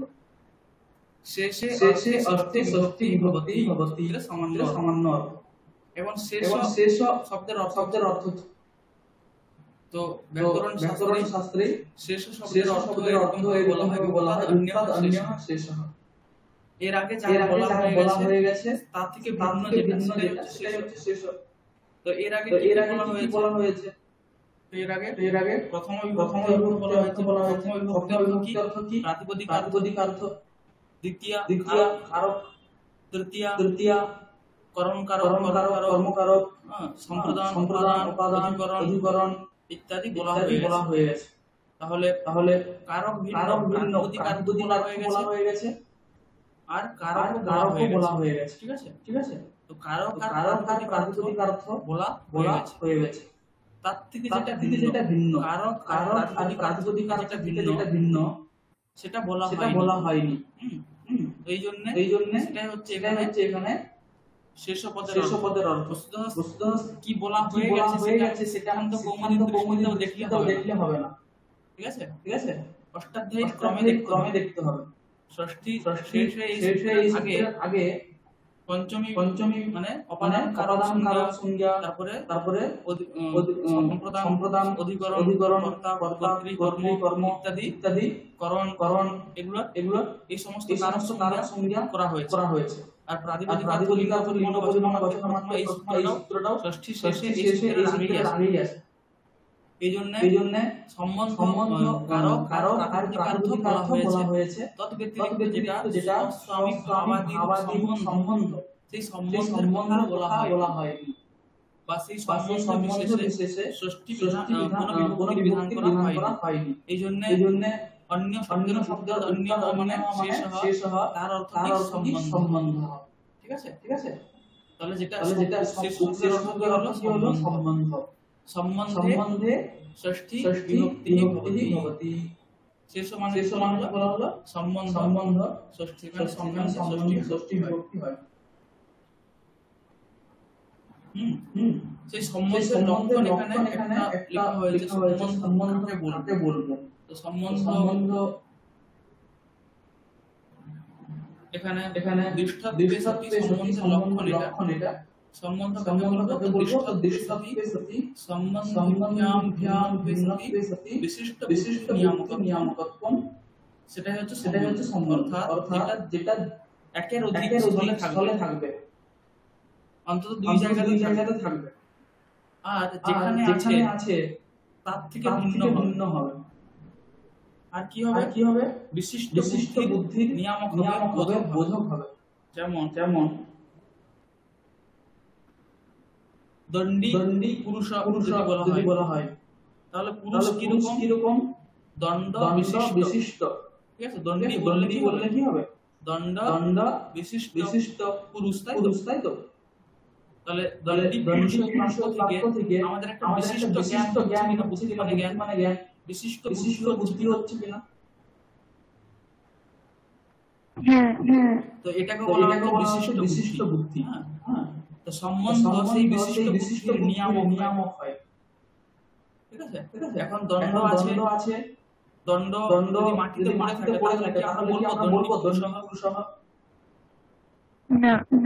দণ্ডের সঙ্গে সংযোগ থাকে তবেই আমরা বলবো দণ্ডপুরুষঃ ঠিক আছে তাহলে সেই সংযোগ থেকে সম্বন্ধ সেই সম্বন্ধ দণ্ডী পুরুষ দণ্ড বিশিষ্ট এরকম বিশিষ্ট নিয়ামক ঠিক আছে আর কি দৃষ্ট দুই জায়গাতে আছে দণ্ড সংযোগ আছে আর পুরুষও আছে তাই তো হ্যাঁ সম্বন্ধ দণ্ড পুরুষও আছে আর সম্বন্ধী যেটা যেখানে আছে পুরুষ আর দণ্ড তৎ থেকে ভিন্ন সম্বন্ধ সংযোগ সেটা কি দণ্ড দণ্ড থেকে ভিন্ন সেটা কি পুরুষ থেকে ভিন্ন এই জন্য কি বলা হচ্ছে সংযোগ সম্বন্ধ কেন কারণ সংযোগ দুইয়ের মধ্যে আছে দৃষ্টতার জন্য আর সম্বন্ধ থেকে ভিন্ন আর বিশিষ্ট বুদ্ধির নিয়ামক এরকমই স্বামী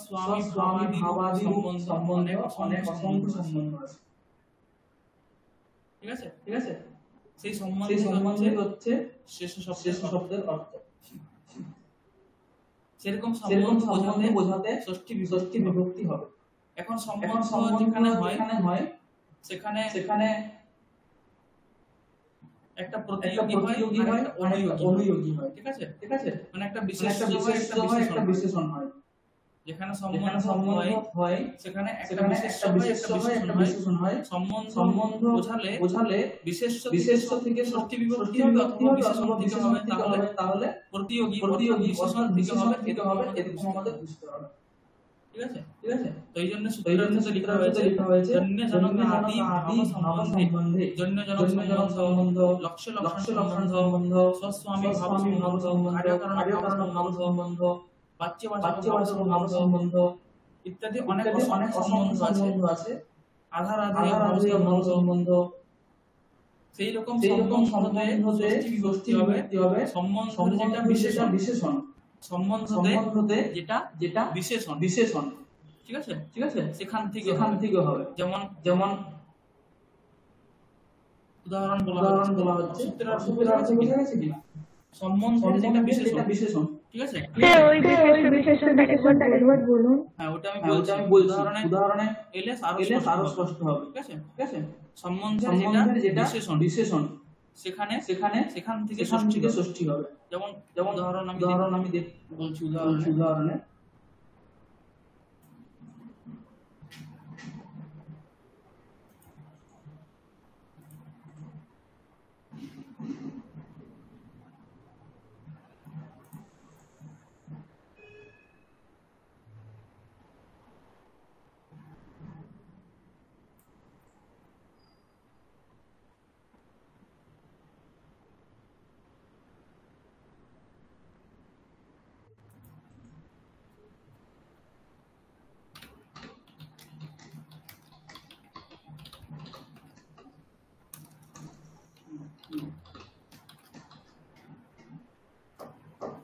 ঠিক আছে, এখানে রাজ্যং রাজ্যং পুত্রঃ বা পুরুষঃ পুরুষঃ যদি বলি আচ্ছা পুত্রঃ। এখন এখানে কতগুলো অংশ আছে?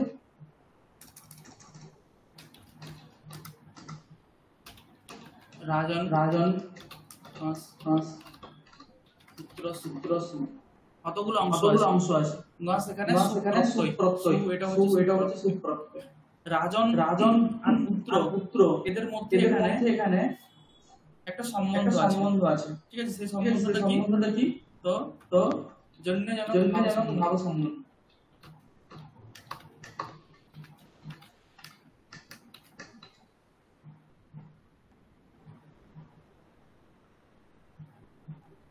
ঠিক আছে জন্য ভাব সম্বন্ধ।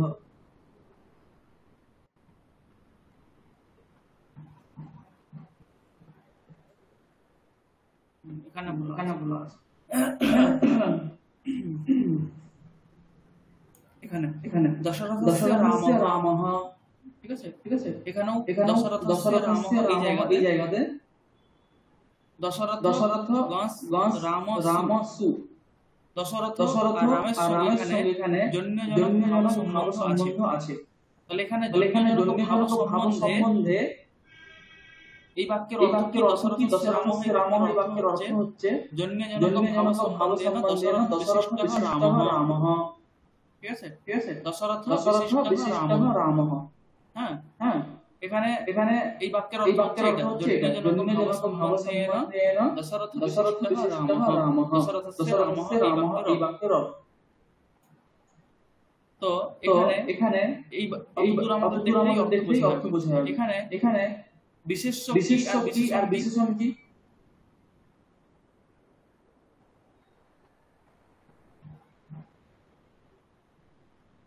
রামঃ এটা হচ্ছে বিশেষ্য, তাই তো হ্যাঁ ঠিক আছে। আর সেই বিশেষ্যতে দশরথ বিশিষ্টঃ রামঃ এটা বিশেষণ। দশরথ বিশিষ্ট পুরোটাই হচ্ছে বিশেষণ দেখতে গেলে। এখানে সম্বন্ধ হচ্ছে ষষ্ঠীর অর্থ জন্য ভাব সম্বন্ধ বিশিষ্ট রামঃ, তাই তো দশরথ জন্য দশরথ বিশিষ্টঃ রামঃ। এই সম্বন্ধে জন্য ভাব সম্বন্ধতে বিশেষণকে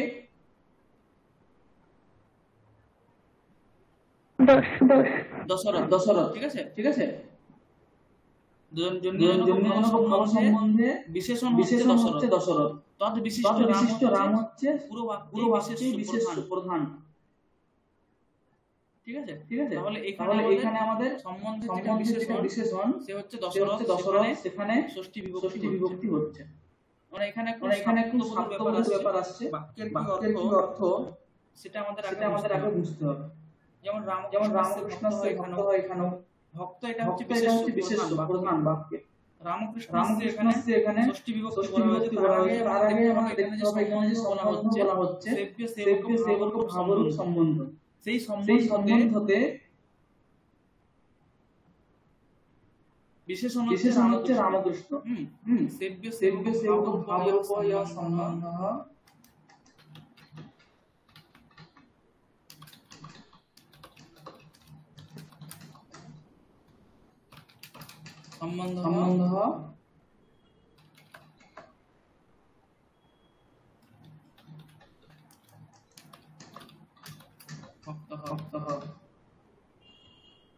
এখানে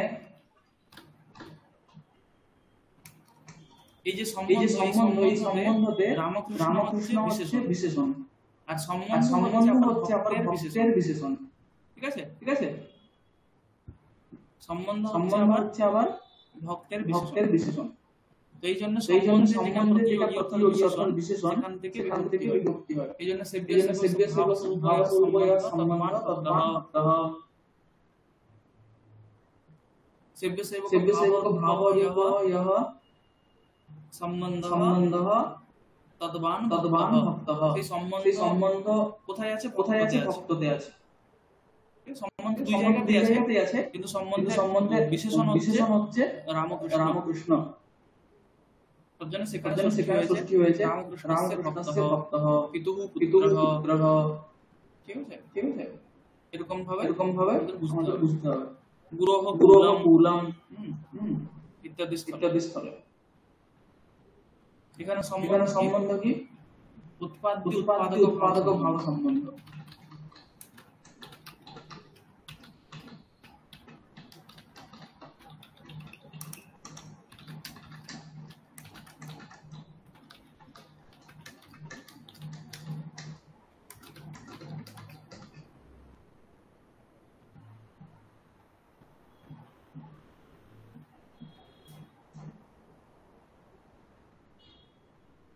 ইত্যাদি স্থলে সম্বন্ধ বুঝতে হবে। এরকম সম্বন্ধে যেটা প্রতিযোগী বিশেষণ সেখান থেকে কি হবে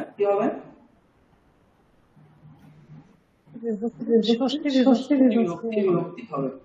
হ্যাঁ, এখন আমাদের প্রয়োগ আছে যেমন মাতুঃ স্মরতি।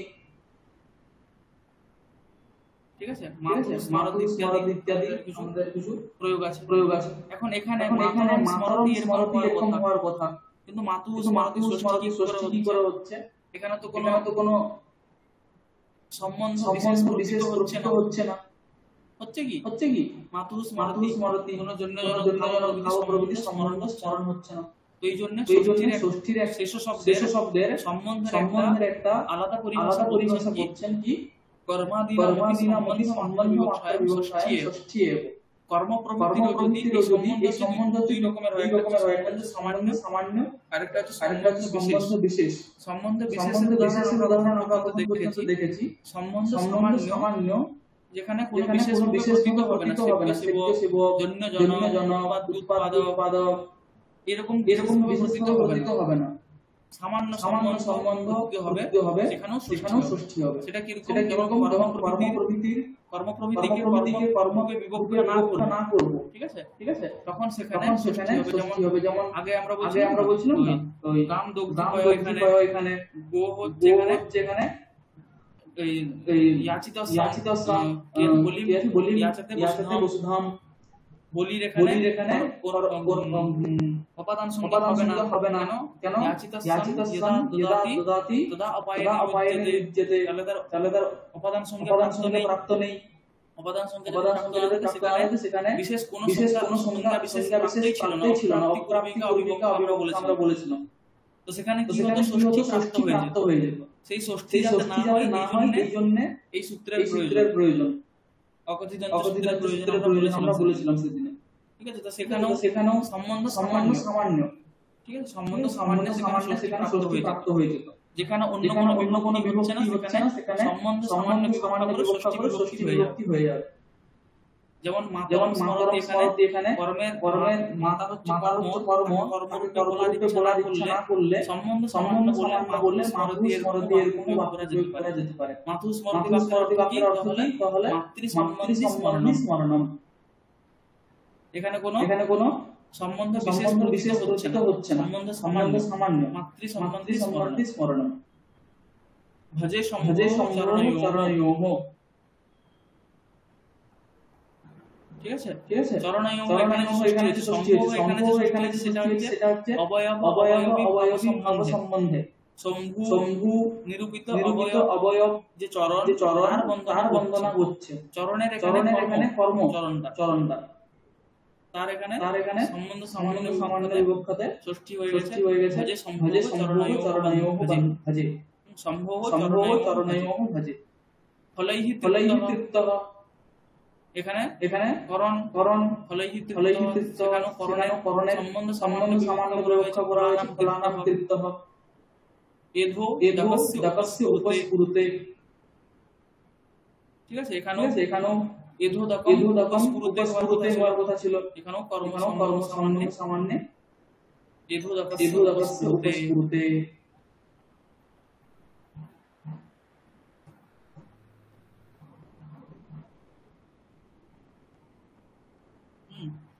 তাহলে ষষ্ঠী শেষে এই সূত্র হলো সম্বন্ধ সামান্য সম্বন্ধ বিশেষে ষষ্ঠী বিভক্তি হয়, যেটা বিশেষ সম্বন্ধের প্রতিযোগী অর্থাৎ বিশেষণ হবে সেখান থেকেই ষষ্ঠী বিভক্তি হবে। ষষ্ঠী শেষ। বোঝা গেছে কিনা? ষষ্ঠী বিভক্তি আরেকটা সূত্র আছে, ষষ্ঠী হেতু প্রয়োগে।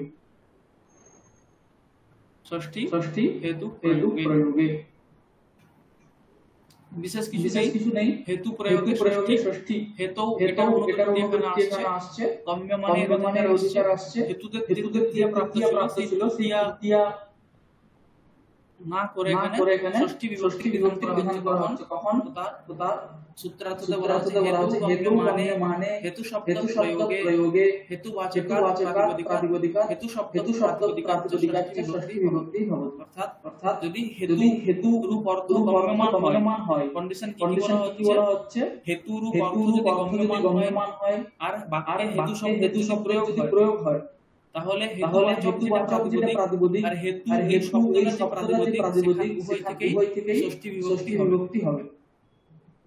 ঠিক আছে? বাক্যে যদি হেতু গম্যমান হয়। স্যার বলছি যে এই সূত্রগুলো বাংলা বলে দিলে ভালো হতো। বাংলাতে আমি বলে দিচ্ছি, যথা লিখে নিলেও হবে।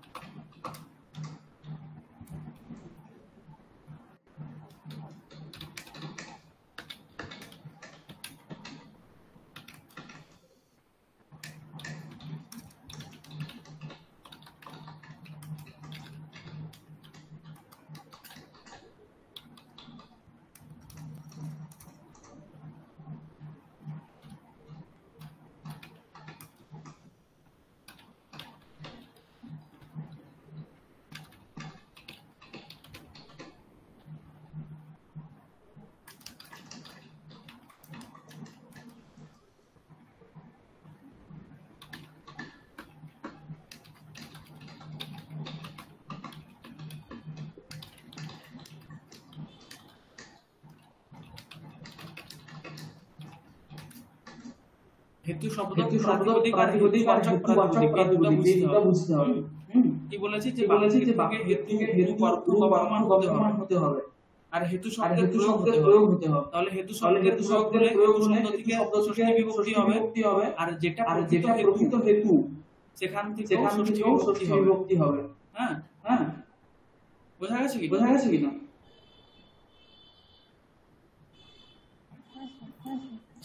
যেমন উদাহরণ বলা হচ্ছে অন্যস্য হেতোঃ বসতি। এখানে এই বাক্যে হেতু শব্দের প্রয়োগ আছে। ঠিক আছে? তাহলে হেতু শব্দ যেটা সেখান থেকে ষষ্ঠী হয়েছে হেতোঃ বসতি। আর প্রকৃত বাক্যে হেতু কি বসবাস কেন হচ্ছে তার হেতু কি? অন্য। ঠিক আছে? ফলমপি হেতু বলা হয়েছিল, মনে আছে? হেতু এই সূত্রতে ফলমপি হেতুঃ অন্যেন বসতি অধ্যয়নেন বসতি। তো এখানে হচ্ছে ফলকেও হেতু বুঝতে হবে। তাহলে অন্য হচ্ছে বসবাসের এখানে ফল। এখানে অনেক হয় না, মানে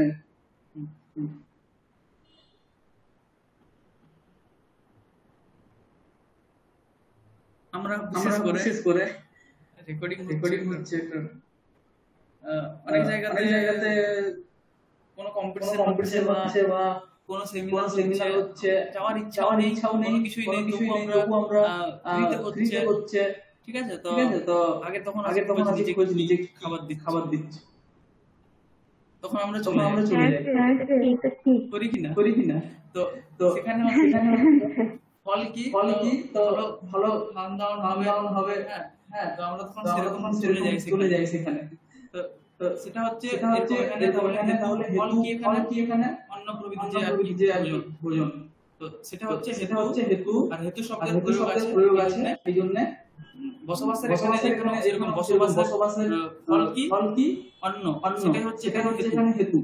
ঠিক আছে, গুরুকুলে প্রভৃতি জায়গাতে অনেক সময় এরকম হয় না, মানে সে আছে কেন, কারণ এখানে প্রত্যেকদিন ভান্ডারা হচ্ছে, ভালো খাবার পাওয়া যায়, তার জন্য সে পড়াশোনা করছে না, কিন্তু অধ্যয়নেন বসতি, এটা নয়, অন্যেন বসতি, সেরকম। স্যার এটা মিড হতে পারে খাওয়ার জন্য হতে পারে, এরকমও হতে পারে। তো হেতু শব্দের যদি বাক্যে প্রয়োগ থাকে, ঠিক আছে, বাক্যের হেতু শব্দের প্রয়োগ না থাকলে কিন্তু তৃতীয়া হতো, এর দ্বারা তৃতীয়া হয়ে যাবে। যদি বাক্যে হেতু শব্দের প্রয়োগ থাকে তাহলে কিন্তু সেখানে ষষ্ঠী হবে। যেমন অন্নস্য হেতুঃ বসতি, এখানে হেতু শব্দ থেকে হয়েছে, আর প্রকৃত যেটা হেতু অন্ন, সেখান থেকে ষষ্ঠী হয়েছে অন্নস্য হেতুঃ বসতি। এরকমই অধ্যয়নস্য হেতুঃ বসতি, এরকমও হবে। যদি হেতু শব্দের বাক্যে প্রয়োগ থাকে তাহলে কিন্তু ষষ্ঠী হবে, তৃতীয়া হবে না। আর যদি হেতু শব্দের প্রয়োগ না থাকে তাহলে অন্যেন বসতি, অধ্যয়নেন বসতি, এরকম হবে। ষষ্ঠী হেতু প্রয়োগে অন্নস্য হেতুঃ বসতি।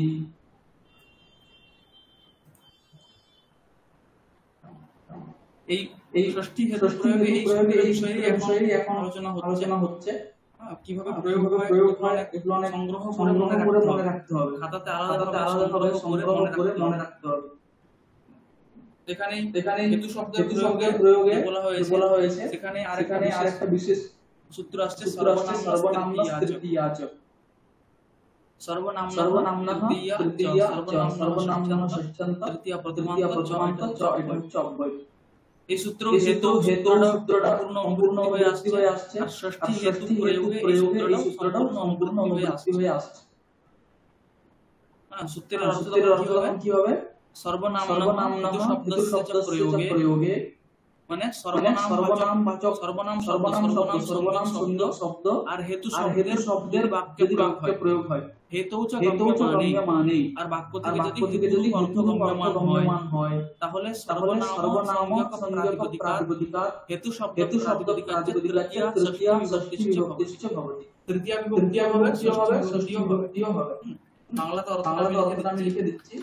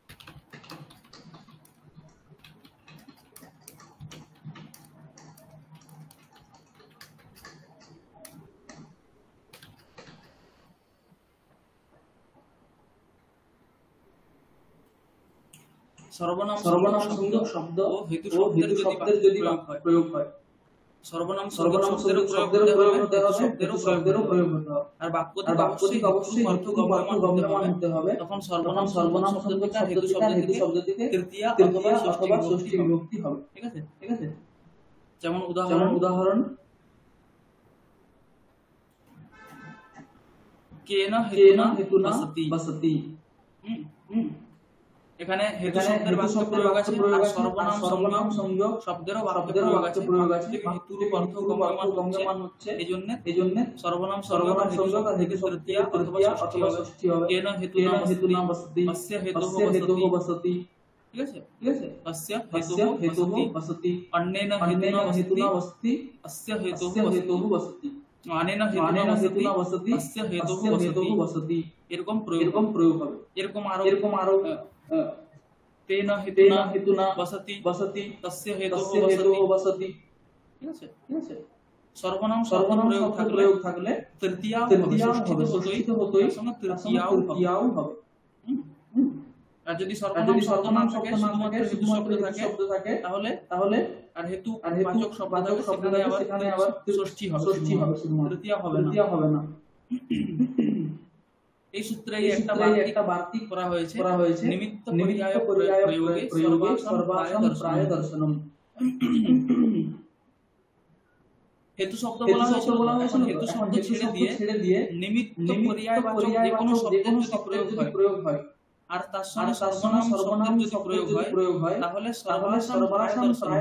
সর্বাসম বলতে সমস্ত বিভক্তি মানে প্রথমা দ্বিতীয়া তৃতীয়া চতুর্থী পঞ্চমী ষষ্ঠী সপ্তমী সপ্তমী বস্তুতঃ প্রথমা দ্বিতীয়া হবে না ঠিক আছে প্রথমা দ্বিতীয়াকে ছেড়ে দিয়ে সমস্ত বিভক্তি তৃতীয়া থেকে সপ্তমী পর্যন্ত সমস্ত বিভক্তি হবে হ্যাঁ কি বলা হলো নিমিত্ত পর্যায় প্রয়োগে সর্বাসম প্রায় দর্শনম সর্বনাম শব্দের প্রয়োগ হয় আর নিমিত্ত পর্যায় বাচক মানে নিমিত্ত সমানার্থবাচক শব্দের যদি প্রয়োগ হয় তাহলে সেখানে শুধুমাত্র তৃতীয়া নয় তৃতীয়া থেকে সপ্তমী পর্যন্ত সমস্ত বিভক্তি হতে পারে যেমন কেন নিমিত্তেন বসতি কস্मै নিমিত্তায় বসতি কস্মাৎ নিমিত্তাৎ বসতি কস্য নিমিত্তস্য বসতি ইত্যাদি হবে কেন নিমিত্তেন বসতি ইত্যাদি স্থলে ঠিক আছে জ্ঞানেন নিমিত্তেন হরিঃ সেভ্যঃ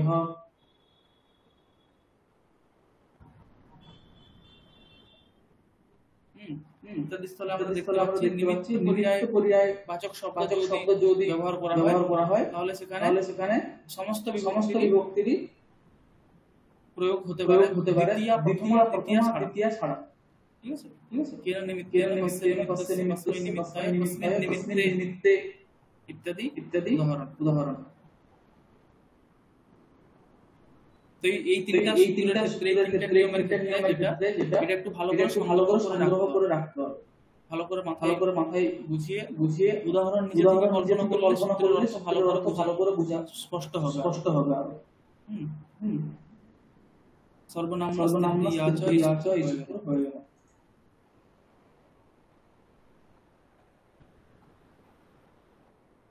এই সূত্রটা ছেড়ে দিচ্ছি এখন সূত্রগুলো একটু কঠিন আছে এই সূত্রটা দেখেন দুরান্তিকারথৈঃ ষষ্ঠী অন্যতরস্যাম দুরান্তিকারথৈঃ তৃতীয়ার বহুবচনান্ত ষষ্ঠী প্রথমার একবচনান্ত অন্যতরস্যাম অব্যয় উপাদানে পঞ্চমী অনুবৃত্তি হয়ে আসছে সেখানে আমরা দুরান্তিকার দ্বিতীয়া পড়েছিলাম দুরান্তিকার্থী দ্বিতীয় বিভক্তি বিধান হয়েছে অন্তিক শব্দ থেকে হয়েছে এখানে শব্দ যোগে মানে দুরার্থক শব্দ যোগে ষষ্ঠী বিভক্তি হবে আর পঞ্চমী বিভক্তি হবে তার বিধান করা হচ্ছে দুরান্তিকার্থৈঃ যোগে বিকল্পেন ষষ্ঠী বিভক্তি পঞ্চমী ঠিক আছে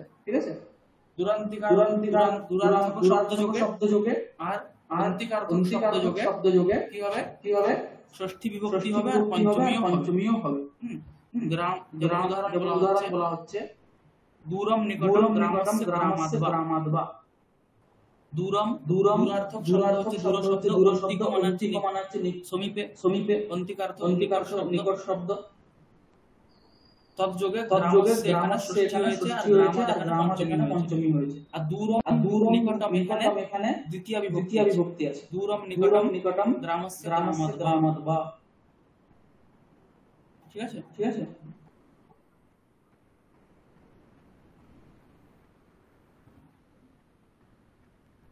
দুরান্তিকারথৈঃ ষষ্ঠ্যন্তরস্যাম। পঞ্চমী তো হয়, সেটা বোঝাই যাচ্ছে। গ্রামাদ দূরম, গ্রামস্য দূরম এটাও হয়।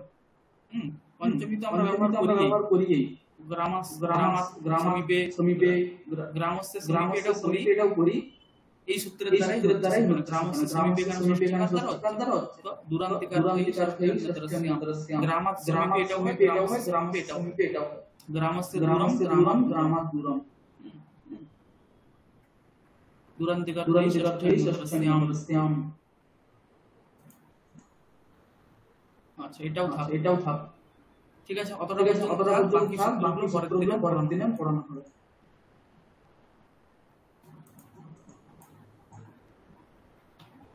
ঠিক আছে, আজ অতটা পর্যন্তই রইল।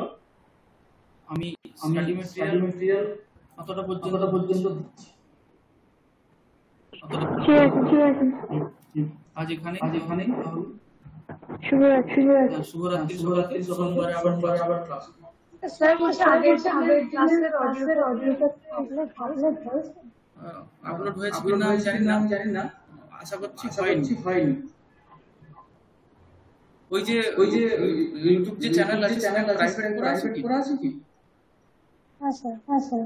তাহলে আপনারা মানে আপনাদের না স্যার হয়ে গেছে। আমি সন্ধ্যাবেলা দেখলাম হয়ে গেছে। আচ্ছা, দেখলেই পাওয়া যাবে। ঠিক আছে। আর বলছি স্যার আমাদের এই যে পরীক্ষাটা দিলাম এটার রেজাল্ট একবারে শেষে পাবো? শেষে নয়, রেজাল্ট দেওয়া হবে তার আগে। এই রেজাল্টও এই নাম্বার যোগ হবে। সেমিস্টারের সঙ্গে এই নাম্বারও যোগ হবে। ঠিক আছে? আমার তো কিছু ভুল আছে, আমি পরে মাথায় আছে উত্তরটা, কিন্তু লেখার সময় ভুল করে দিয়েছি। আর অনেকেই মানে টাইমার সেট করা আছে, তাদের খাতা কিন্তু একদিন পরে ডিলিট হয়ে গেছে। হ্যাঁ স্যার, আমারটা নেই, আমি দেখতে পাচ্ছি না। ঠিক আছে। তো স্যার আমারটা পিডিএফ করে পাঠিয়েছিলাম হোয়াটসঅ্যাপে। তারা টাইমারটা অফ করে পাঠাবেন খাতাটা আবার। আমি কি পাঠাবো আবার?